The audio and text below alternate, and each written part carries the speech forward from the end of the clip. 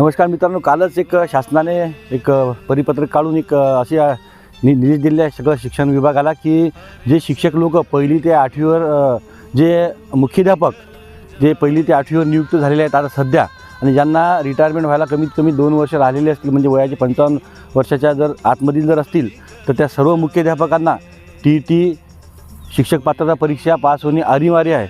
मित्रांनो, जर शिक्षक पात्रता परीक्षा जर पास झाले नाही जे झालेले मुख्याध्यापक तर ते त्यांना मुख्याध्यापक पदावर राहणार नाही. आणि जे कोणी आता सेवा ज्येष्ठतेमध्ये पदोन्नतीवर असतील काही शिक्षक लोक ज्यांना मुख्याध्यापक व्हायचं आहे त्यांनासुद्धा आता मुख्याध्यापक होण्यासाठी ही शिक्षक पात्रता परीक्षा उत्तीर्ण होणे आता बंधनकारक केले आहे. असे कालच आता एका परिपत्रकाद्वारे महाराष्ट्र शासनाने निर्देश दिले आहे. सप्टेंबर 2025मध्ये जो सुप्रीम कोर्टाने जो निर्णय दिला होता मित्रांनो की सर्व पहिली ते आठवीतील शिक्षकांना हे पदोन्नतीसाठी आणि शिक्षण शिकवण्यासाठी शिक्षक पात्रता परीक्षा आवश्यक आहे.